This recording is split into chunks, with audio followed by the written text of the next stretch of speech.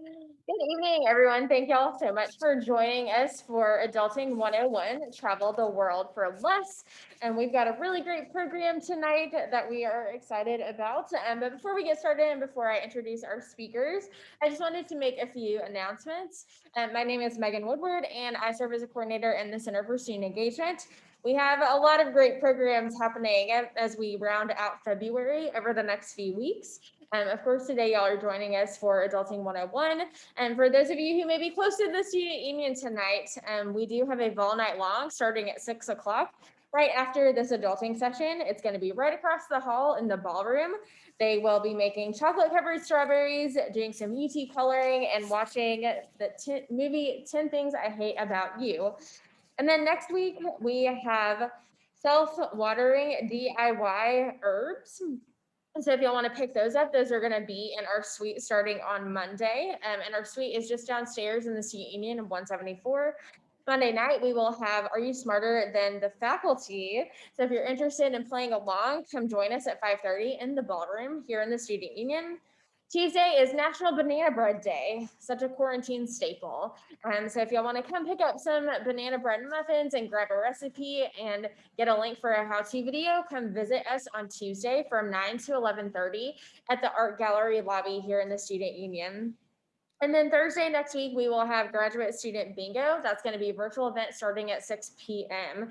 So again, lots of great things. For all of this and more, make sure to check out the Vol Life app or visit us on social at UTKCSE. We've got some really good stuff going on.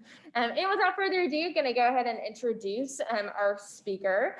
We have Miss Toni Jackson and Kertisha Riley here tonight to talk a little bit more about their experiences with traveling and ways that y'all can travel for less. So again, welcome, and I hope you guys enjoy.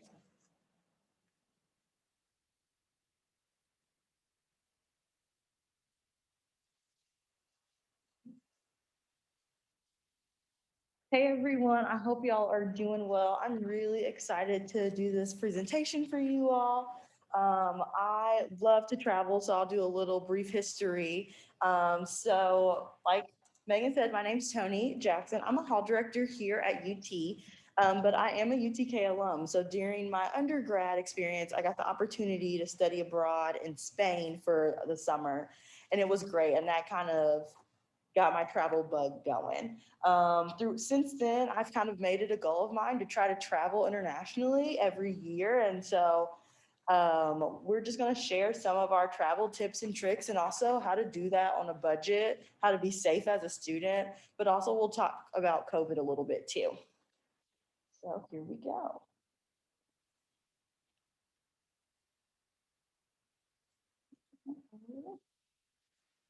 Okay, so first we're going to just kind of talk about what's on the itinerary, what's on the plan for today. So we'll talk about travel expectations. What do you want to do? What's your purpose? That's so important and an underrated part of traveling. We'll also talk about solo travel versus group travel. We'll talk about the budgeting that comes with that, travel companies, but also student safety and personal safety.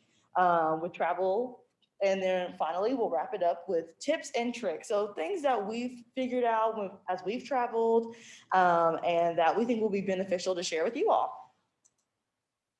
Okay, so setting your expectations. Again, this is such an important part of when you're planning a trip, knowing why do you want to go? What's the purpose? What do you want to get out of this trip? So thinking through, if you're going, I think it's easy to say, I'm going on vacation.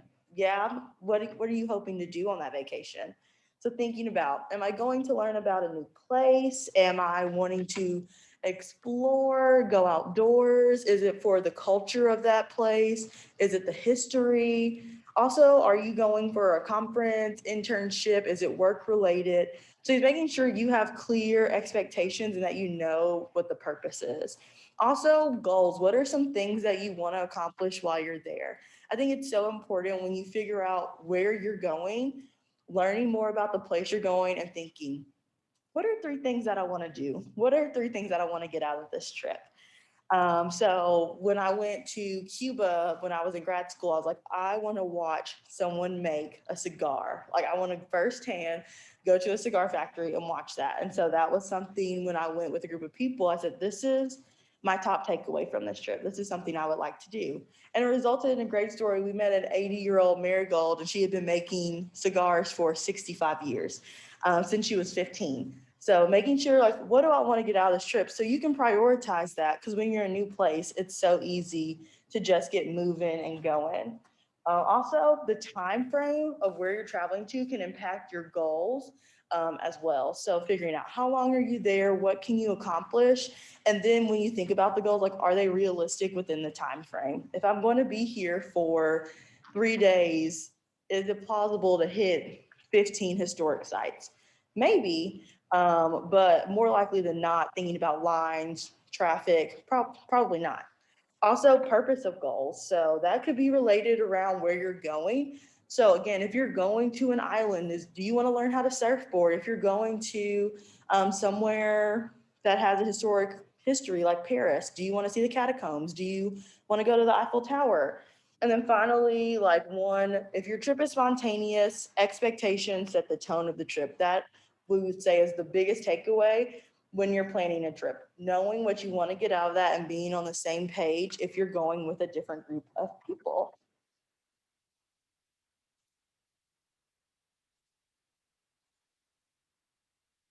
Okay.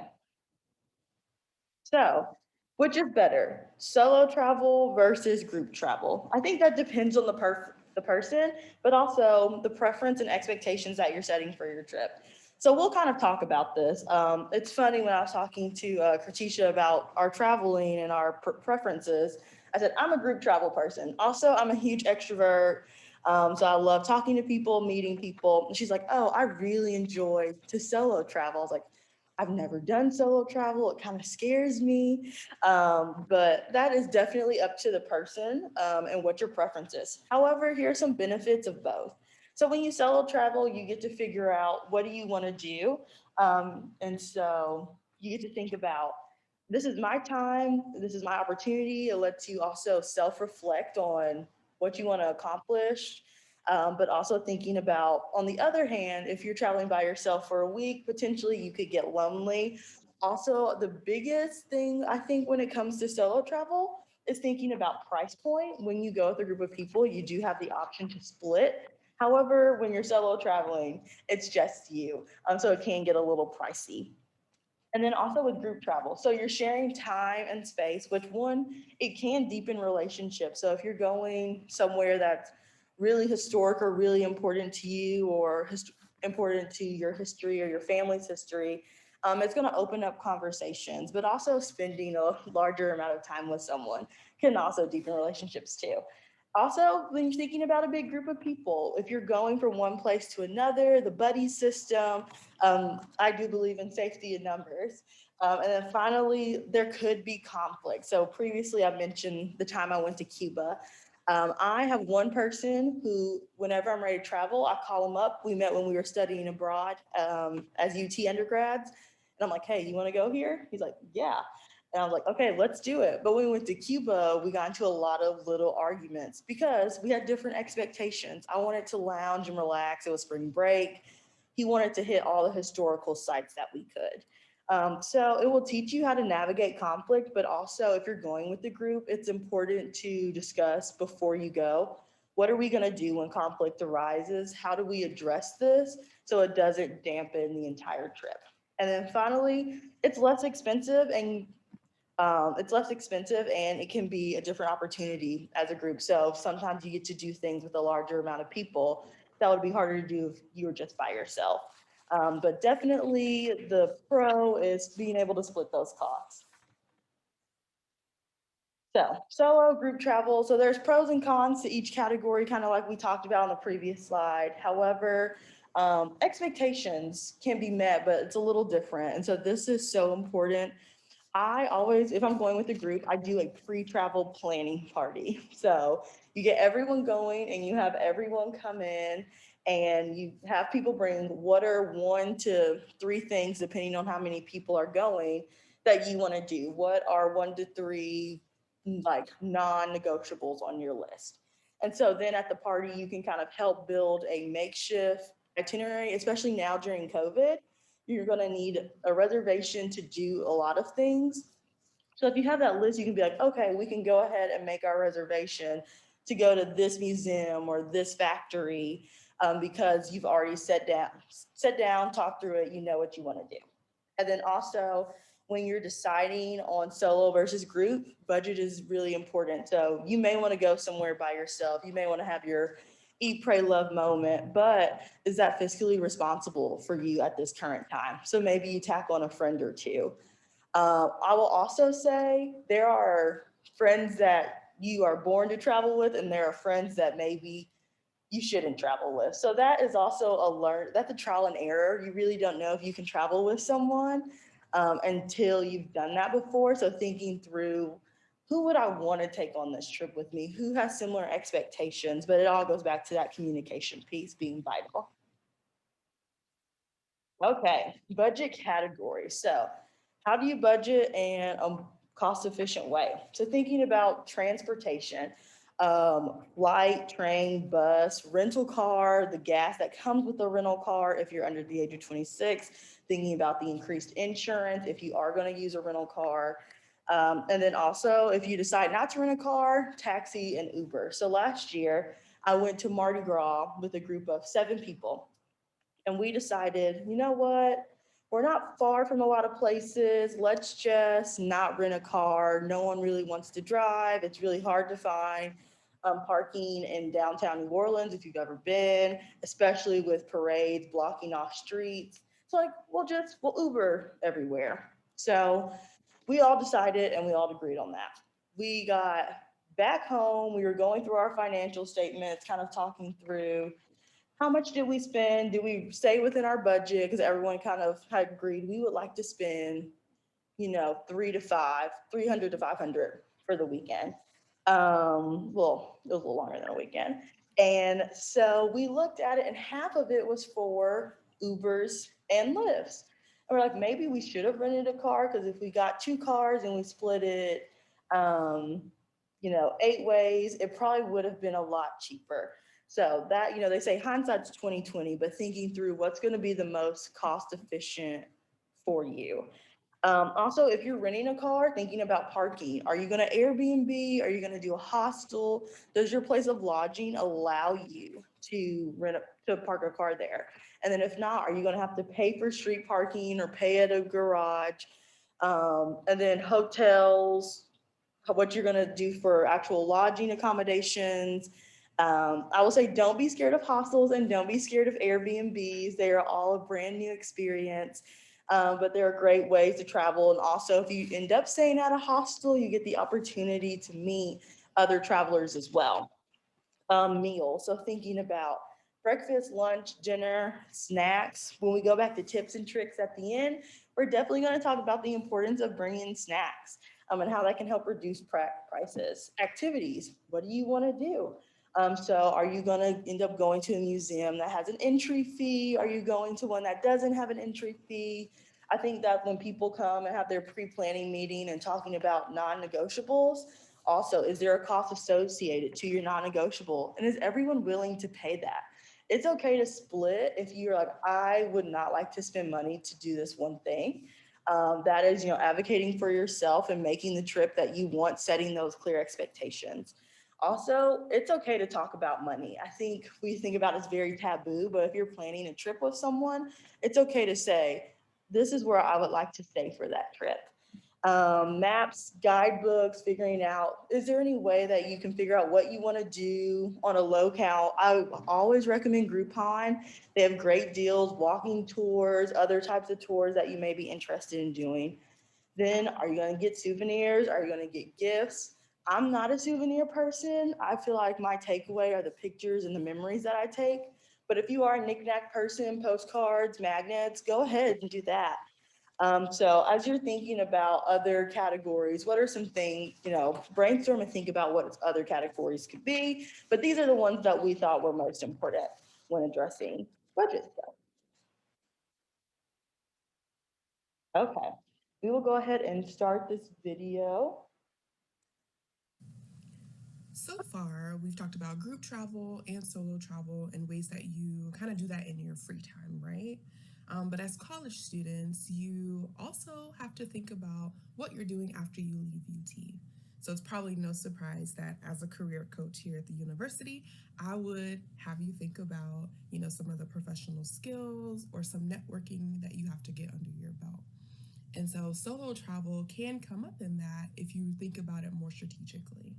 So things like attending a conference or looking at different opportunities, either as an internship or shadowing or doing research, looking for these experiences in different locations that you may not have traveled to before or places that you've always wanted to go.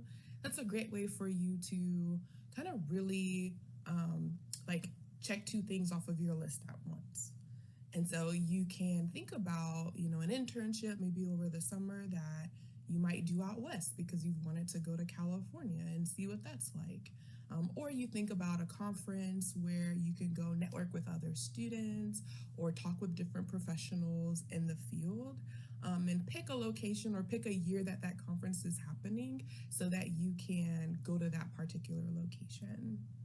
That's a little tricky right now with COVID because a lot of things are virtual, but we're finding that a number of internships may be returning to in person over the summer. So now's a great time to really think about, what are some locations you might travel to. Another bonus in thinking about how to connect travel with some of the experiences you already have to do is that if you attend a conference or do an internship, you usually can find funding to support it. So internships are paid usually, so that's a great way for you to get to still make money and be in a place where you can explore and kind of learn about a new location. And with conferences, they're usually hosted by professional associations, and those usually have a student membership that's often cheaper, and that gives you access to things like scholarships or conference funding, and you can apply that to attending that conference and traveling to network and learn more about the field. So these are, a few examples of ways that you can really travel smarter, not harder, by connecting your travel with some career opportunities. Yeah, I love that she mentioned internships. I got to benefit from a summer internship that was in Malibu. If you ever watch Zoe 101, that's where my internship was at Pepperdine. So looking at the experience you haven't seen, could you go to another school for the summer and do an internship there? Also with conference funding, that is a really big one as well. One, there are huge discounts for students, but most of the time there are additional scholarships as well that you could apply for to get your conference fees covered and your lodging covered as well. So travel doesn't just have to be for leisure; it can also be for business, and there are a ton of ways of working within organizations or institutions to get that covered. So far, we've talked about group travel and solo travel and Oh, ways love that that. you kind of do that in your free time, right? There we go. Okay. So thinking about planning your solo or group travel. So I have two stories I want to share with y'all that use both of these. So the first one is Vacation Express. I highly recommend that website if you're looking for a more tropical getaway. So one, you'll just kind of put in where you want to go, and then like the dates you would like to go, how many nights, and they'll kind of put it all together. So a couple years ago, my friends and I were like, we want to go to the beach. We want to do an all-inclusive. We don't want to think about anything. We had just finished working move out, but we just want free time. So we looked at Groupon, and then Groupon led us to Vacation Express. So we actually just went in, we clicked our days, we said we wanted to go to the Dominican Republic, and then they list all these hotels that are available from different price ranges. Also, Vacation Express and other companies, they have huge discounts and deals. So it's like we can get away 3 days out of Nashville for $500, and everything's included from your flight out of Nashville to your resort, and then everything's covered once you get to your resort. So we had done all this research and figured out we want to stay at this one resort. And then we changed resorts last minute. And the next morning I woke up and I was like, we'd already booked this trip. And because we were poor students, we did not get trip insurance. And we're like, oh no, And then I looked at the reviews, and the resort was did not have great reviews. It actually had very bad reviews. But we called Vacation Express, and they're like, "Yeah, we've been getting some feedback about that. We'd be happy to trade you over. Do you have one in mind?" And luckily, they had a huge deal going on for one of the top 5 rated resorts in the Dominican Republic, and we got $50 back. So when we were there, everything was covered. We did 6 nights, and we paid for 2 excursions, and so flights out of Atlanta to the Dominican Republic, 6 nights, all food. We went ATV riding through the backwoods of the DR. We went on a catamaran. We went snorkeling. And that was all for about $900. So it's a great deal. I highly recommend that you look into that if you're looking to do something in around Memorial Day or when it warms up, or they have great deals for just 4-day getaways. So if you don't have class, maybe you want to go. And so then the next year, I decided to go to Europe. And so I went with 2 of my friends, and they're like, "Tony, we want you to travel." I will be honest, I am a bougie traveler, but I like to do it on a budget. I'm one of the people where I that go, if you want to stay in a hostel, that's great. Preferably, I like Airbnbs, just the ability to kind of have my own space. So with that, I had to have a meeting with the 2 guys I was going to before, and they were like, "This is how much we want to spend on lodging." I was like, "Okay, I can make that happen." And so we ended up traveling. We flew out of Cincinnati. Went to Milan. We went to Venice. We went to Rome, Denmark, Iceland, Copenhagen, Sweden. And so we were able to do 2 weeks of a little European travel for about 1,500. But the thing is that when I planned the first trip to the Dominican Republic through Vacation Express, it was so easy because you just call, you click what you want, and it's done in 30 minutes to an hour. But when you're self planning, especially if you're trying to do it on a tight budget, you just have to take the time and patience to look over things, figure out what you want to do.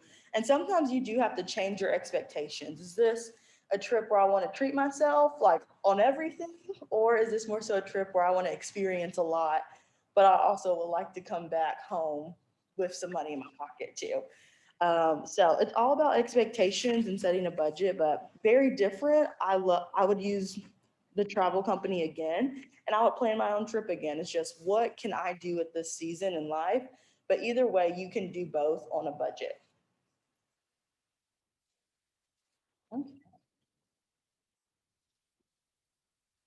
So I love planning travel details.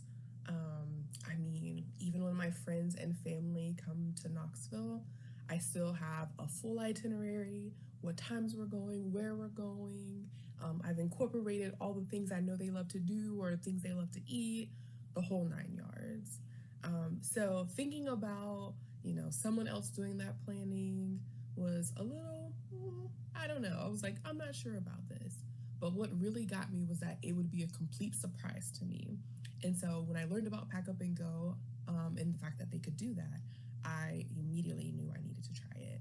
So, like I mentioned, Pack Up and Go is the company. They do plane and train trips in the continental US, and they can do it for up to 12 people. So, you could do solo travel, of course, but you can also go with a group.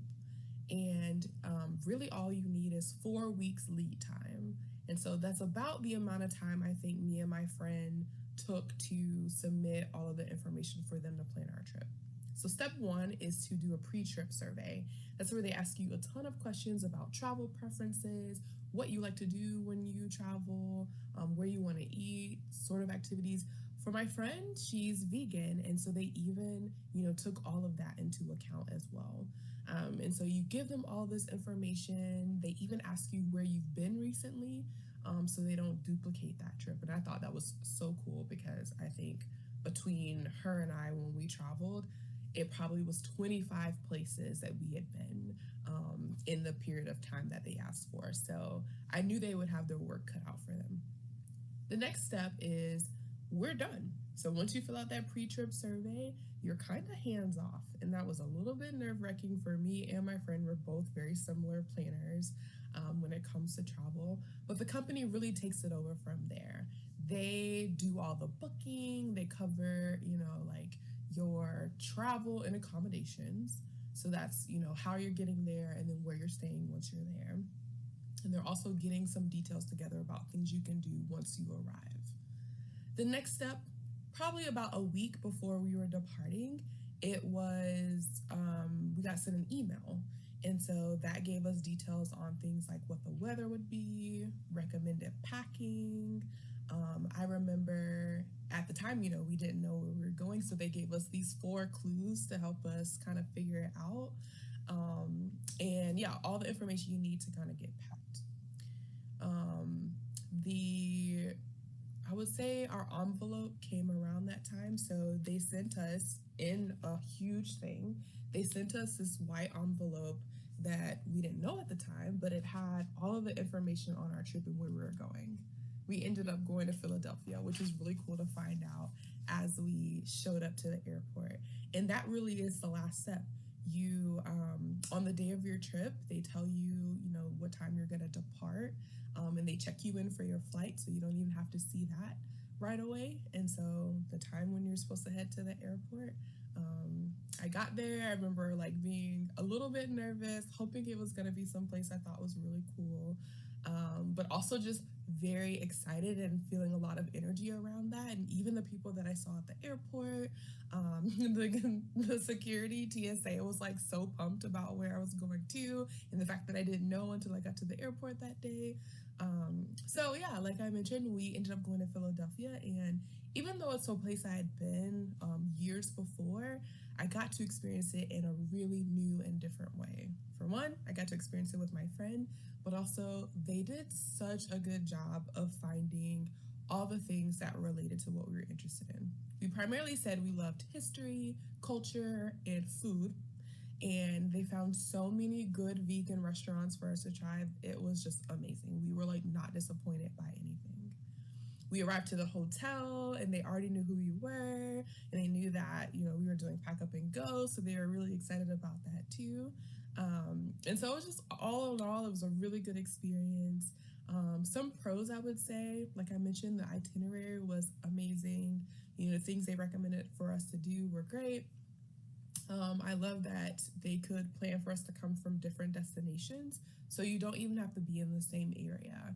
My friend was flying from Nebraska and I was coming from Tennessee, and they were able to schedule it so that we arrived around the same time. It also was just less headache on the details. It was like a breath of fresh air to be able to just wake up, get to the airport, already know that we had a whole weekend planned, and we didn't really have to do anything to figure that out. And then it was just really cool to have it as a surprise. That probably is worth it to me. Some of the cons, it is a little bit pricier. We ended up just for fun seeing, what we, based on what we, the time we flew, the airline we flew, the hotel we stayed at, we kind of price checked it, and it was a little bit more expensive. But like I said, I think it was worth it for the amount of detail that went into it. And then it only covers travel and accommodation. So that's something to keep in mind. We still had to pay for food. We still paid for any activities that we did. But like we talked about in the budgeting slide of this presentation, there are ways that we got around that and ways that you can get around that too. But all in all, if you're wanting to gift someone something, or if you want to just treat yourself in a really cool way, Pack Up and Go is a great option. I love this. She told me about it. We were meeting before we did this presentation, and then we just started swapping like travel stories. Um, and I literally looked it up that night and almost filled out a survey. I was like, where do I want to go? I have a day off soon. Maybe I'll try it out. So this is something that's now on my travel bucket list to do. I never really do a surprise travel, and I think that's really hard for a lot of people, because you have a bucket list of places you want to go, but when was the last time you just went somewhere to experience something new? And so this affords you that opportunity. And then also when we were talking about it, she told me you can set your price range and your price point. So if you're like, I want to go somewhere, but I don't want to spend more than 300 on travel and lodging combined, you can also denote that. So I think I like that they work with the people who want to have this experience to travel, but maybe they don't have $1,000 to $1,500 to drop on a trip. So I love planning travel details. I think this may happen every time I try to change a slide. Perfect. Okay, so let's talk about safety. So when you're traveling, safety is something that is so important. So thinking about your personal safety, what situations are you being put into? Where are you going?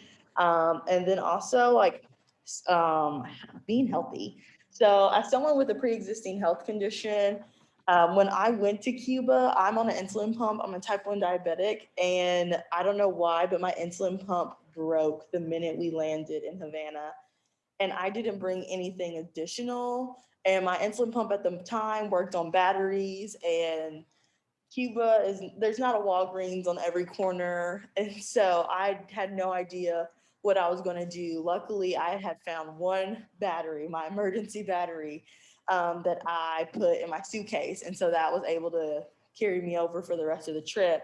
But also thinking about what are things that you need when you travel. So now I have like this full Ziploc duffel bag where if I'm going anywhere for the night, it is coming with me after that experience. So if you do have a pre-existing health condition, what is in your safety duffel bag for your health, and making sure that you have that set and ready to go. But also getting sick when you're abroad, whether you're international or you're just somewhere that's not home, what's your safety plan?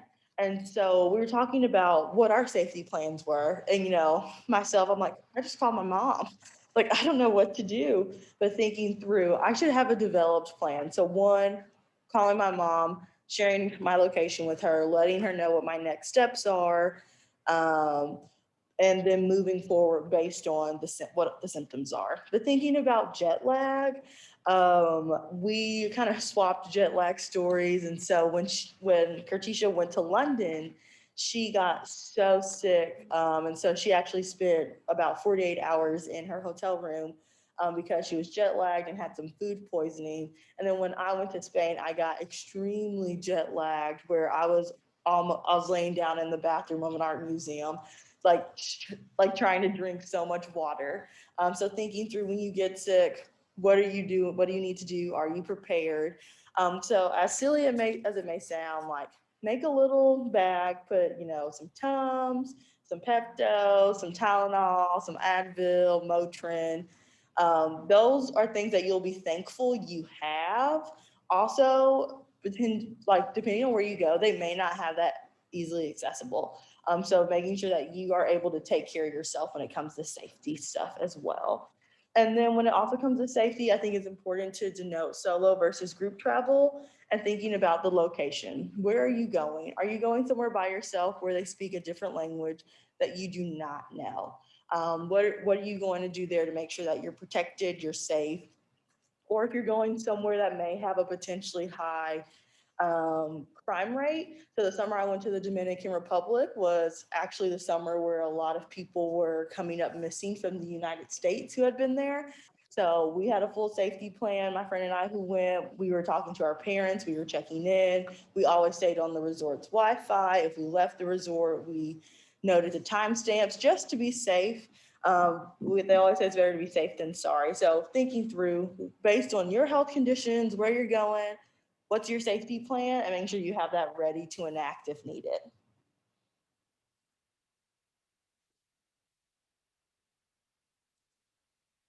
As we prepare to travel, we can't always know the ways that we'll need to be safe or always be able to keep ourselves safe. But there are some things that we can do in advance, and that's creating a safety plan. And so, kind of the first step of really getting this safety plan together is to alert various people that you're traveling. So, a couple of things to think about here would be calling your phone or your credit card company to let them know that you'll be traveling. Sometimes that's the case domestically, but not as much. But definitely if you're going international, that way you're not getting to a new destination and you can't, call services or call the people that you need to talk to, as well as you won't get your money cut off. Sometimes it's good to also consider, carrying some cash as well, but again, you want to be mindful of that when you're traveling. You also, when we think about, alerting people that you're traveling, have a check-in person. So that could be, family, could be friends, really anybody, but just someone who you can count on being available for you if you do run into trouble or have some issues, but definitely just someone who's like a touch point for you, so that way they know like everything is okay, even if that's a quick text or WhatsApp message or other social media post, or a phone call that you make. I'm thinking about a trip I took in particular. It was my first international solo trip, and I was going for work, but I went to London for a whole week. And so it was a new experience for me, and I wasn't really sure what to expect. But my mom was my check in person. So she knew that, at some point in the day, I told her it would be around the time that I was, checking in or kind of staying in for the night. I would reach out to her in some way. So that was a good check-in person for me. The next thing you want to consider is preparing an emergency kit. So this includes any emergency information that you need. So your emergency contact. You also want to get any information that you need to contact emergency services in whatever country that you're in.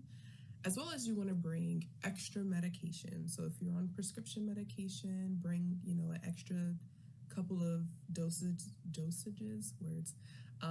Bring some extra of that, as well as a first aid kit. I actually, on this London trip, I ended up getting sick the last couple of days. And thankfully, I had brought things like Dramamine, Tylenol, and like any cold and flu medicine, and that helped me.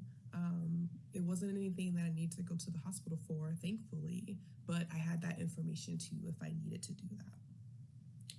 You also want to understand any potential risk or threats that you might run into as you are drafting the safety plan. So you can research some common travel scams, and you can also review any travel advisories from travel.state.gov. And so these are great ways for you to just have an idea of what could happen, and what to look out for. For me, a lot of that work was done for me because I was traveling for work, but kind of one of the things that I think helped me was having, a transportation pass. That way I wasn't running the risk of taking rides in what I might have thought was a taxi, but in reality it wasn't.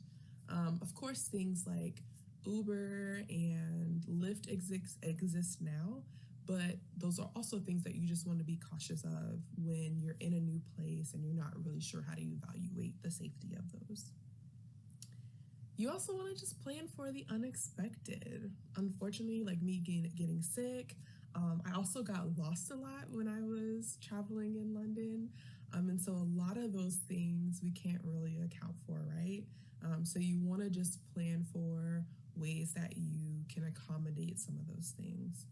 So maybe you lose something or something gets stolen while you're abroad. You want to get or at least consider travel insurance. You also just want to have a way to safeguard your valuables.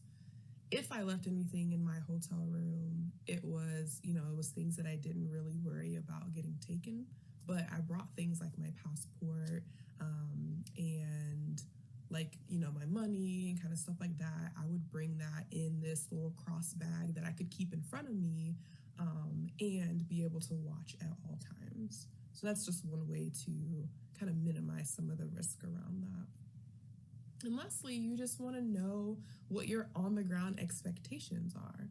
And you can do that, in a number of ways. For me, I, talked to a friend that I knew in London. She lived there her whole life.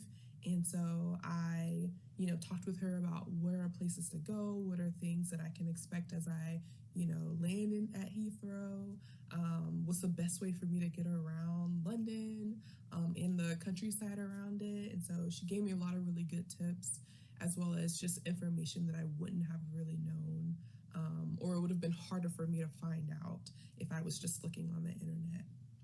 So talk with family, talk with friends who visit the places that you've gone, especially if they've traveled to those places. You can also check out the embassy website in that particular country. What's really cool about this, it gives you a lot of information on like health, physical health and mental health resources for why you're there, as well as it just tells you things to be aware of as an U.S. American going to a different country. And you can actually do this for any citizenship going to whatever country. So you can find information from those websites. This might all seem like a little bit of a drag, but in reality, this just made me more comfortable. It helped me just be more at ease with traveling by myself, but also open up and really explore the country that I was in, the area that I was in, and just feel safe doing that. As we prepare to travel, There we go. So traveling during COVID. This slide will specifically talk about flying, but I think it's important to know you have to understand like what is best for you. So if that's driving and you feel more comfortable doing that, that's great. And if you're okay with flying, that also works as well. Wherever you're going, you'll need to work with your state's or country's guidelines. The biggest thing with states is if you look at Alaska and Hawaii, they do kind of treat themselves as if they were another country when it comes from entering one state to another. Also, you want to, if you're flying, you want to look at the airline's policy and how that has changed in regards to masks being worn, their seating. I think it's easy to think. I know when I watch all these travel videos right now on TikTok, everyone's like, there's like 10 people on my flight. Well, I went to Hawaii in December and there were not 10 people on my flight. It was actually a very full flight, surprisingly. So knowing I think if I would have wish I would have looked over the airline's expectations, so I would have been better prepared of, oh, there's actually a person sitting right next to me, and they both have dogs in their lap, which I'm a huge dog person, so that wasn't a big deal. But knowing like what does the policy look like in regards to COVID, because you don't want to end up on an airline's no-fly list. And so talking about location, so I want to talk a little bit about the prep work going to Hawaii in December. So Hawaii does require a negative COVID test, and it has to be dated 72 hours before you land in Hawaii, and it has to be a certain test. So it had to be a nuclear amplified test. And then if you didn't do that, then you had to have. So I unfortunately got COVID right around Thanksgiving. And so my timeline of going to Hawaii was about 17 days after my diagnosis day and 15 days after my test day. So I actually couldn't do the test because there was a still chance that I would end up with a positive test result. So I had to upload a doctor's note. I had to upload 2 forms of identification. I also had to go and do an exemption request through the state of Hawaii's government and get that approved before I could even get there. So you need to know what the expectations are when you're traveling somewhere, whether most places it's a 72-hour test, but some places it has to be a certain test. So for Hawaii, you had to get an AFC. That was one of the only places if you wanted a negative test that you could get it in the city of Knoxville. And then because it is that nuclear amplified test, sometimes that's not the same as a rapid test that we're so used to. So you have to read the instructions thoroughly. So that makes it more difficult if you are choosing to fly somewhere. And just looking over at other countries, they have that same rule. Most of them at 72 hours from landing, and it has to be a certain type of test because of the reliability of it. So overall, we were prepping a month before we even got there. So we had to send the flight information to the Hawaiian government when we got to Hawaii. We had to do a check-in every day saying that we weren't showing symptoms. We had to let them know the locations of our Airbnb, our timeshare that we were staying at. And you have to do this all prior and get it approved. And then from there, transition into having your test results out and ready once you get to the airport. Because as soon as we got off the plane, it's kind of like going through customs at a different country. They're like, let me see your test results and make sure that you're negative or make sure that you have this clear exemption so you don't have to quarantine. Because if you don't come with the right test, then you have to quarantine for 2 weeks. If you break that quarantine, they do have the right to take legal action. So if you are traveling during COVID, specifically flying, make sure that you know the expectations and the standards for where you're going. we're getting a lot of information about whether we should or should not travel during COVID. So hear me out. By all means, I think travel should be minimized during this time. I think that's the only way that we can really keep ourselves safe and keep others safe. However, it's going on a year, and unfortunately, having to go places like to work, or back home to see your family, or to check on individuals who may be sick, or you just need to check on, it just might be inevitable that we'll have to travel at some point. And so, some ways to kind of think about how you can travel during COVID, um, via the road, kind of driving places. I have a couple of tips for you. I've traveled, by the time that I'm recording this video, I've traveled at least 2 different times during COVID. And the most recent one was for a wedding. And I, went back and forth about whether I should do it or not. But, my friend only gets married, hopefully, one time. So I decided that if I were going to do this, I wanted to do this as safely as possible. So one of the first things I did was take a preemptive quarantine. So I was able to minimize the amount of people I was around for about 2 weeks before I was headed to Florida. And so I did a preemptive quarantine just to make sure that I wasn't sick, or had the possibility of being exposed to COVID before going. You can also get tested and or vaccinate at this point before traveling anywhere. So I definitely recommend doing that too. You also want to check the COVID guidelines for the state or the area that you're traveling to. So for this Florida trip, I was specifically going to a county that for a while had checkpoints. And so I checked just to make sure if I needed to provide a negative COVID test result, or if they were even allowing out-of-state residents to travel to that county at that point. And they were, so I was good to go. But you want to check that before you start to plan a trip or travel somewhere. The next thing I did, because I'm in my car and I'll need gas and food at some point, it's about 9 hours to where I was going in Florida. And so I plotted out my gas and my rest stop breaks. This was kind of tricky because not all places along a highway have like a website or a way for you to know what's there. But I was somewhat familiar with the route since Florida is where I grew up. So I picked larger gas stations, usually gas stations that were designed for truckers because they had bigger stalls, they usually had cleaner facilities for you to use, and they're usually attached to a restaurant. So that way I could stop at once and get food and go get gas. So that's something to think about, a way for you to really minimize the amount of time that you stop can help reduce your risk as well. Anytime I made a stop, I had my COVID kit, which helped me keep myself safe during that time. So I had things like gloves, hand sanitizer. I had disposable mask because then I didn't have to worry about my cloth mask getting dirtier than what I wanted it to. I had Lysol. I had some of the common medications that they recommend if you're fighting COVID.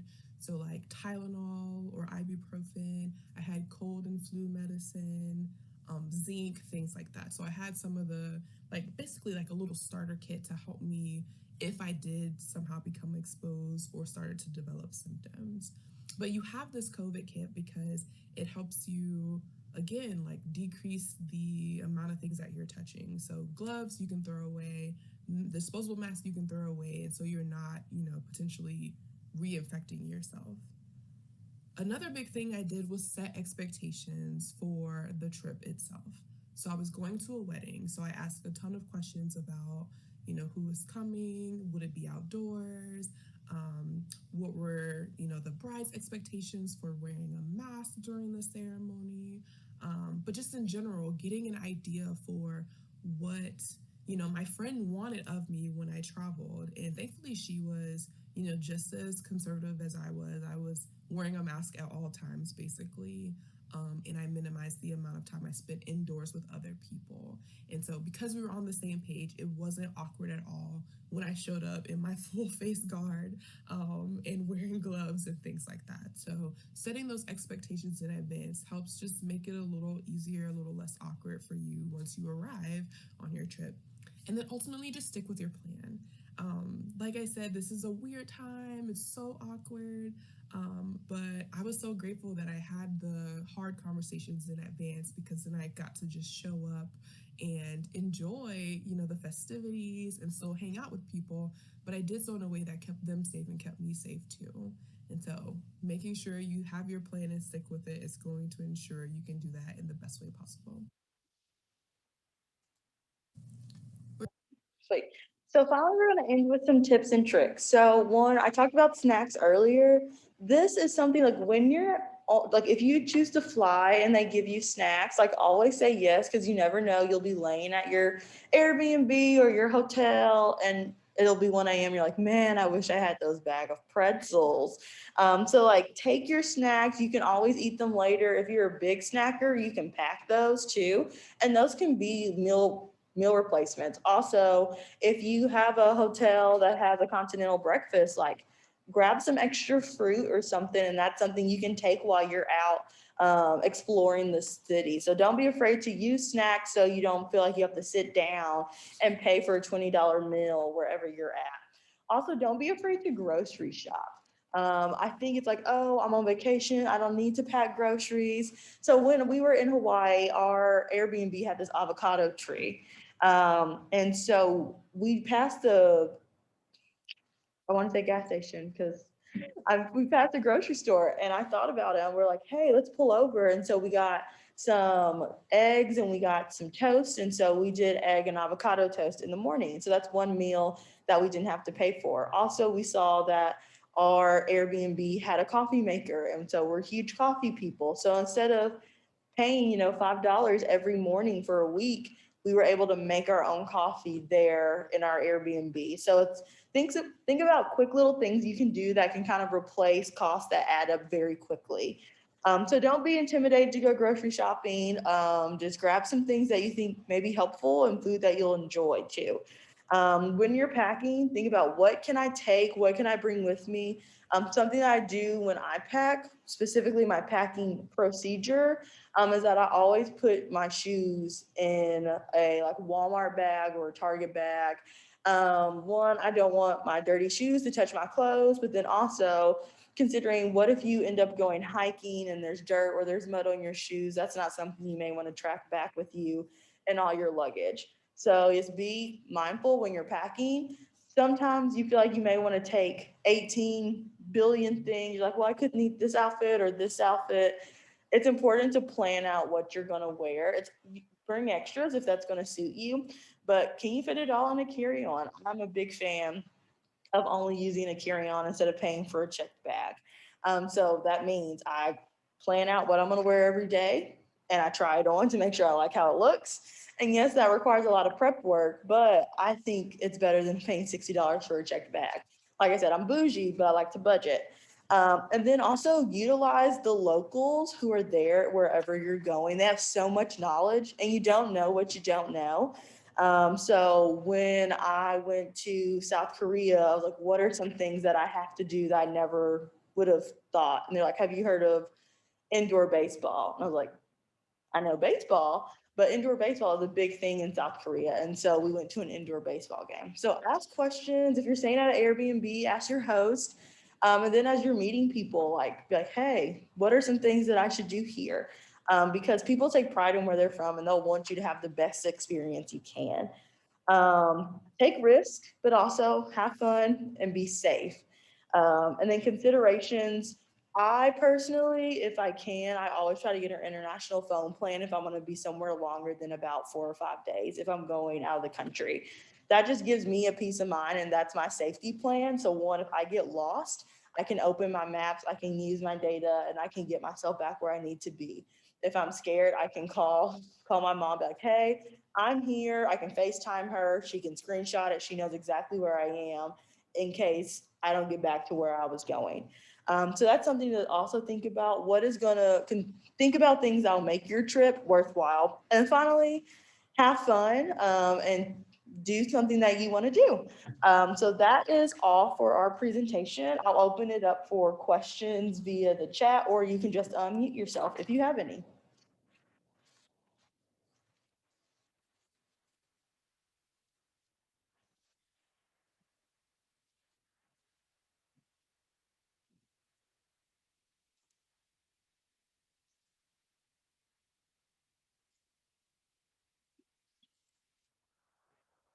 So if there are not any questions, we'll go ahead and end this presentation. I think Vol Night Long is happening at 6. So if you're around campus, come on by.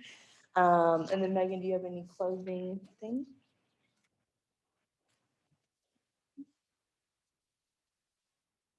Thank y'all again so much for joining us tonight for Adulting.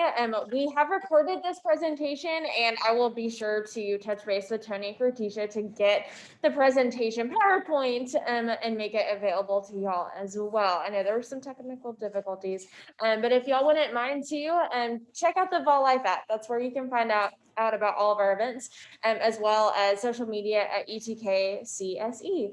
And we will see you for our next Adulting 101 in March 11th, after our housing fair, talking about housing options if you're looking into that.